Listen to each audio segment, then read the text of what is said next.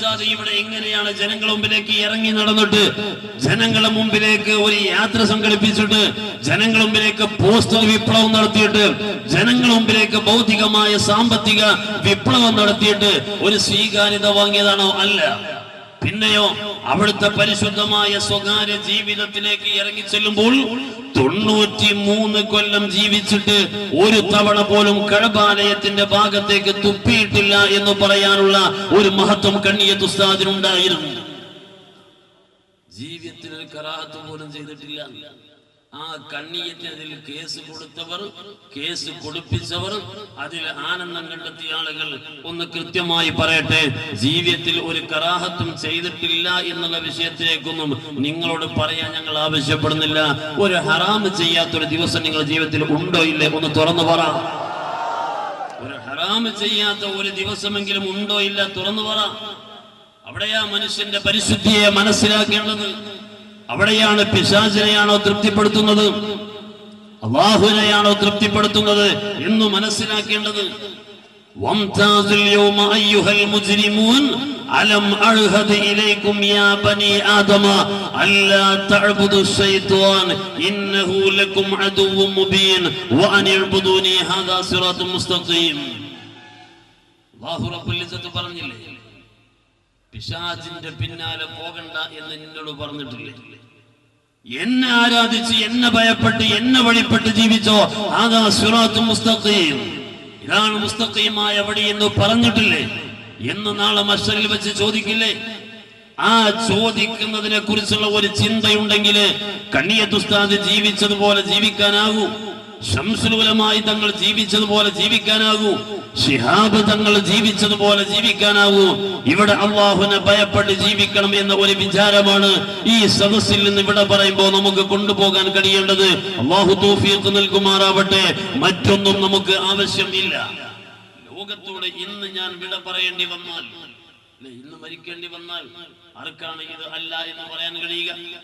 ഞാൻ ഈ ലോകത്തോട് ഇന്നത്തെ ഈ രാത്രിയിൽ വിട പറഞ്ഞാൽ പിന്നെ എന്റെ വിശാലമായ ലോകം, അറ്റമില്ലാത്ത, അസ്തമിക്കാത്ത, അവസാനിക്കാത്തൊരു ലോകം, അവിടെ എനിക്ക് സുഖം വേണം എന്നുണ്ടെങ്കിൽ സ്വാലിഹീങ്ങൾക്കൊപ്പം നിൽക്കണ്ടേ?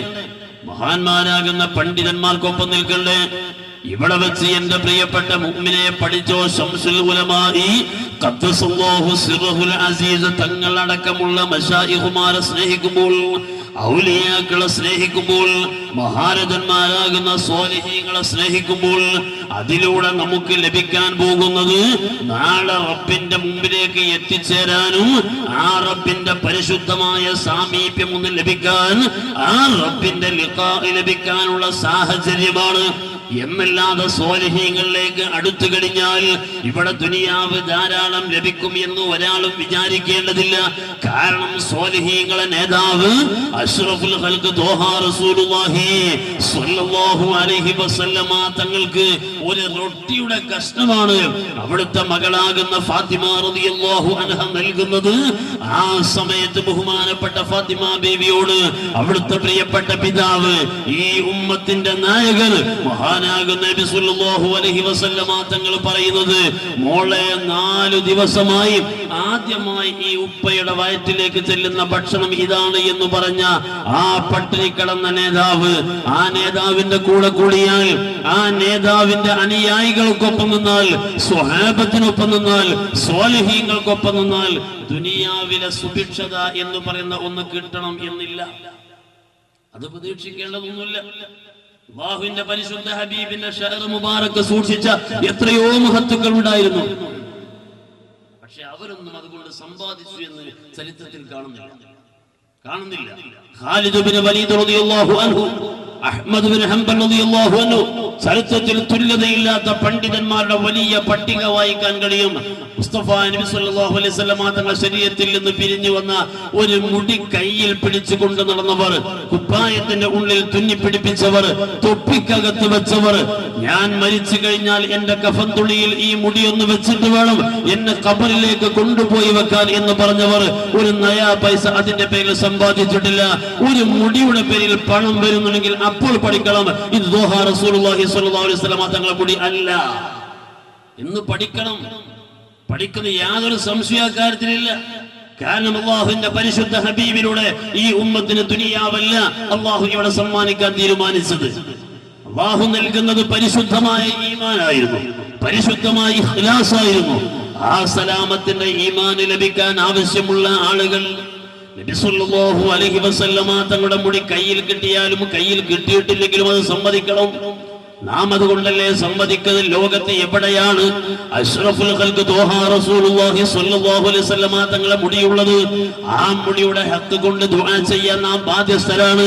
അതേ സമയത്ത് അല്ലാഹുവിന്റെ പരിശുദ്ധ ഹബീബിന്റെ മുടി അല്ലാത്ത ഒരു മുടിയെ കൊണ്ടുവന്ന് ഇത് നബിയുടെ മുടിയാണ് എന്ന് പറഞ്ഞാൽ ഈമാനുള്ള ആളുകൾക്ക് അത് സമ്മതിക്കാൻ കഴിയുമോ?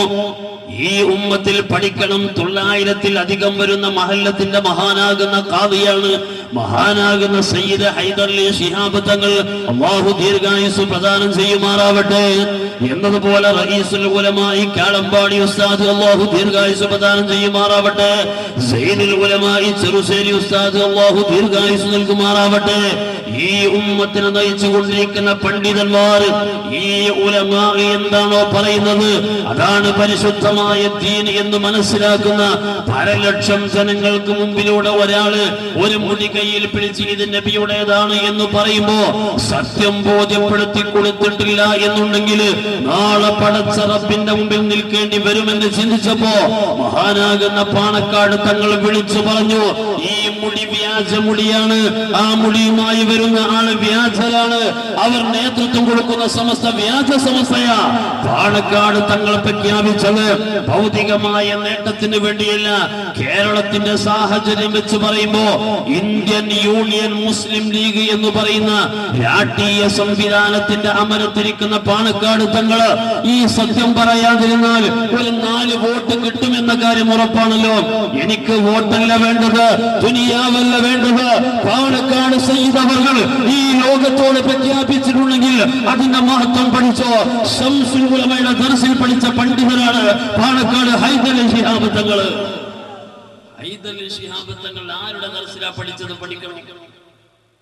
ഞാൻ പറയുന്നത് ഏറ്റു പറയുന്ന ഒരു കുട്ടിയായി, ഞാൻ പറയുന്നത് പോലെ പറയണമെന്ന് പ്രഖ്യാപിക്കുന്ന ഒരു ഉസ്താദായി, ഞാൻ പറയുന്നത് പോലെ പറഞ്ഞേ പറ്റൂ എന്ന് വാശി പിടിക്കുന്ന ഒരു നേതാവായി പലരും നടക്കുമ്പോ എന്ത് തോന്നിവാസം ചെയ്താലും അത് അംഗീകരിക്കണമെന്ന ചില ആളുകൾ പറയുന്നത്. ഞങ്ങളെ പറ്റിയൊക്കെ പറയും ഞങ്ങൾ സാമ്പത്തിക ക്രമക്കേട് നടത്തിയതാണ്. അത് കളവാണ് എന്ന് ഞാൻ പറയുന്നില്ല.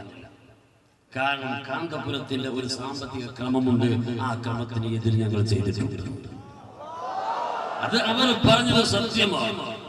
അദ്ദേഹത്തിന്റെ ഒരു സാമ്പത്തിക ക്രമം ഇവിടെ കണക്ക് മുഴുവനും എഴുതാൻ പറ്റാത്തൊരു ക്രമം, എല്ലാ ഫലവും രേഖപ്പെടുത്താൻ പറ്റാത്ത ക്രമം, എല്ലാ ചെലവും ലോകത്തോട് പറയാൻ പറ്റാത്ത ചെലവുകളാണ് എന്നും അദ്ദേഹത്തിന് ബോധ്യമുള്ള ഒരു ക്രമം. ആ ക്രമത്തിന് എതിരെ ചെയ്തപ്പോൾ തന്നെയാണ് ധാരാളം ആളുകൾ, ഓരോ ആളുകൾ. കഴിഞ്ഞ ദിവസം ഞാൻ കാസർഗോഡ് വേദന വന്നപ്പോ ഒരു സഖാഫി സ്റ്റേജിലേക്ക് കയറി വന്നു. സുബ്ഹാനല്ലാഹ്, ഞങ്ങൾ ഒന്നിച്ച് കോളേജിൽ പഠിച്ച സമയത്ത് കണ്ട ആള് പിന്നെ കയറി വരുന്നു സമസ്തന്റെ വേദിയിലേക്ക്. അപ്പൊ എന്തേത് പറ്റി ചോദിക്കും. പഠിച്ചോ, ഈമാൻ കിട്ടി മരിക്കണം എന്നുണ്ടെങ്കിൽ ഇനി വേറെ വഴിയില്ല എന്ന് ചിന്തിച്ചു പോയ ആളുകൾ കാര്യങ്ങളൊക്കെ മനസ്സിലാക്കി. ഞാൻ പറയുന്നത് ഇവിടെ വന്നാൽ എന്താ കിട്ടാൻ പോകുക നിങ്ങൾക്കറിയാം. ഈ ഫോണിലേക്ക് ദിവസേന വരുന്ന ഓരോ ഭീഷണികൾ. കാന്തപുരത്തിന്റെ കൂടെ ഇതുവരെ ജീവിച്ചിട്ട് ഒരാൾ പോലും സമസ്തയുടെ ഭാഗത്തിരുന്ന് ദേഷ്യം പിടിപ്പിക്കുന്ന ഒരു വാക്ക് പറഞ്ഞിട്ട് ഒരു ഫോൺ പോലും ഞങ്ങൾക്ക് ചെയ്തിട്ടില്ല. അതേ സമയത്ത് സമസ്തയുടെ വേദിയിൽ വന്നപ്പോഴോ നിരന്തരമായ ഭീഷണി. ഞാൻ വിചാരിച്ചു തുടക്കത്തിലൊക്കെ 1-2 കൊല്ലം കഴിഞ്ഞ് അത് തീർന്നു പോകും. ഇത് കുറുന്തോട്ടി പോലെ ഓരോ സാധനം പിന്നെയും സ്ട്രോങ് ആയിക്കൊണ്ടിരിക്കുക. ഇതിങ്ങനെ വർദ്ധിച്ചു വരിക ചെയ്യുന്നത്. വീട്ടിലേക്ക് ചെല്ലുമ്പോഴോ ഉമ്മയെ വിളിച്ചിട്ട്, പെൽക്കാരെ വിളിച്ചിട്ട്, ഭാര്യയെ വിളിച്ചിട്ടൊക്കെ വളരെ മോശമായി. ഒരു സ്ഥലത്തേക്ക് വെള്ളം വരുന്നുണ്ടെന്ന് അറിഞ്ഞാൽ അവിടുന്ന് ഫോൺ വരാം. ഇങ്ങോട്ടേക്ക് വന്നാൽ ജീവനോടെ തിരിച്ചയക്കൂല, അവിടെ തന്നെ പിടിച്ചു വെച്ചോ. ഇവനാണല്ലോ ജീവൻ കൊടുക്കുന്ന ആള്. അള്ളാഹുവിന് യാതൊരു റൂളില്ല. അള്ളാഹ് ഇയാളെ പറയാതെ ചെയ്യൂല എന്നുള്ളതാണ് അവരുള്ളത്. ഇവരാ ജീവൻ കൊടുക്കുന്ന ആളുകൾ. അതേസമയത്ത് ഇതൊക്കെ ഞങ്ങൾക്ക് കേൾക്കേണ്ടി വന്നാൽ ഞങ്ങൾക്ക് സന്തോഷമേ ഉള്ളൂ. ഞങ്ങളെ സംബന്ധിച്ചിടത്തോളം വിഷമമില്ല. ആരുടെ പിന്നിലാണ് ഇപ്പോൾ ഞങ്ങൾ നിൽക്കുന്നത് എന്ന പരിശുദ്ധ തിരിച്ചറിവ് ആ പരിശുദ്ധ തിരിച്ചറിവിൽ ഞങ്ങൾ മനസ്സിൽ ലഭിക്കുന്ന ആനന്ദവും കാപ്പറ്റമില്ലാത്ത ഒരു നേതൃത്വത്തിന് പിന്നിൽ നിൽക്കാൻ അല്ലാഹു അവസരം നൽകിയല്ലോ. ഈ ഒരു സന്തോഷം തന്നെയാണുള്ളത്. അതേ സമയത്ത് അഹങ്കാരത്തിന്റെ വടി വേണമെങ്കിൽ, അലങ്കാരത്തിന്റെ വടി വേണമെങ്കിൽ, ഭൗതികമായ സംവിധാനത്തിന്റെ വടി വേണമെങ്കിൽ വരക്കൽ തങ്ങളും പാങ്ങിൽ ഉസ്താദും വാളക്കുളം ഉസ്താദും കണ്ണിയത്ത് ഉസ്താദും ബാഫക്കി തങ്ങളും പൂക്കോയ തങ്ങളും കണ്ണിയത്ത് ഉസ്താദും ശംസുലമയും കോട്ടുമല ഉസ്താദും കെ ഉസ്താദും KB ഉസ്താദും മഹാനാകുന്ന CM ഉസ്താദ് അടക്കമുള്ള നൂറുകണക്കിന് മഹാപണ്ഡിതന്മാർ നിന്ന വടിയിലേക്കല്ലോ വരേണ്ടത്. സാമ്പത്തിക രംഗത്ത് ഉയർന്നു നിൽക്കുന്നത് ആരാണ്? ഭൗതിക രംഗത്ത് ഉയർന്നു നിൽക്കുന്നത് ആരാണ്? ഭൗതികമായി സമാധാനം നൽകുന്നത് ആർക്കാണ്? അത് ചിന്തിക്കുമ്പോൾ സമസ്തയിലേക്കല്ല ഒരാളും വരേണ്ടത്.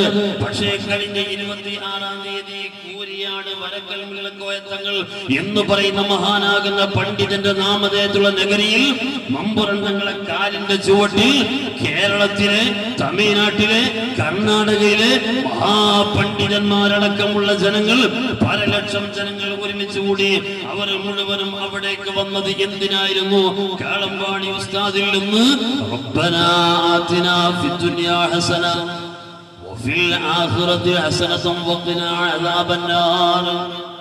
ആ ഒരു പരിശുദ്ധമായ ദുആക്ക് ആമീൻ പറയാനായിരുന്നു. 26-ാം തീയതി ആ വലിയ മഗ്‌രിബ് നിസ്കാരത്തിന്റെ ജമാഅത്ത് കണ്ടപ്പോൾ നിങ്ങൾ ആലോചിച്ചില്ലേ? ഇന്ത്യ രാജ്യത്ത് ഇത്ര വലിയ മഗ്‌രിബ് നിസ്കാരത്തിന്റെ ജമാഅത്ത് ഇതിനു മുമ്പ് നടന്നിട്ടുള്ളോ ലോകത്ത് എന്നെങ്കിലും? ഇന്ത്യ രാജ്യത്ത് ഇന്ന് വരെ അത്ര വലിയ ജമാഅത്ത് നടന്നിട്ടില്ല.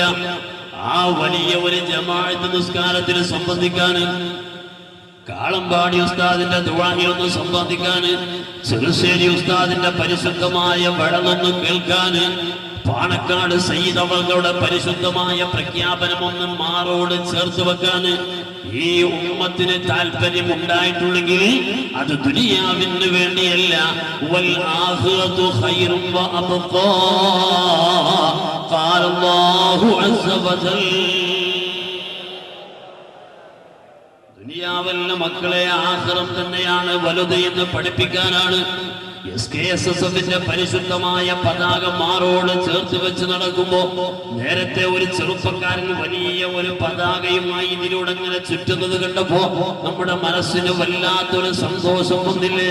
എന്തേ ആ പതാക കണ്ടപ്പോൾ ഒരു സന്തോഷം വരാൻ കാരണം?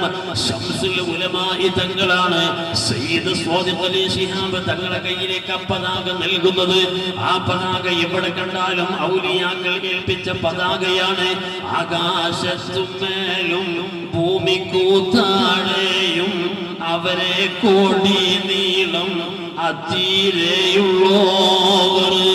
ഔലിയാക്കൾ പിടിച്ച പരിശുദ്ധമായ പതാക ഒന്ന് പിടിക്കാൻ, ഔലിയാക്കൾ പിടിച്ച പരിശുദ്ധമായ പതാക ഒന്ന് ഏറ്റുവാങ്ങാൻ, ഔലിയാക്കൾ ഇവിടെ പ്രഖ്യാപിച്ച പ്രഖ്യാപനം ഒന്ന് ഏറ്റെടുക്കാൻ മുഅ്മിനീങ്ങളെ നമുക്ക് ലഭിക്കുന്ന ഈ ആവേശം സമസ്ത കേരള ജംഇയ്യത്തുൽ ഉലമയിലൂടെ, സുന്നി യുവജന സംഘത്തിലൂടെ, ഇസ്ലാം മത വിദ്യാഭ്യാസ ബോർഡിലൂടെ, SKSSFിലൂടെ ഈ ഉമ്മത്തിന് മഹാന്മാരാകുന്ന പണ്ഡിതന്മാര് വഴിയൊരുക്കിയിട്ടുണ്ടെങ്കിൽ ആഖിർ സമാനാണ്. നന്നായി ശ്രദ്ധിക്കണം.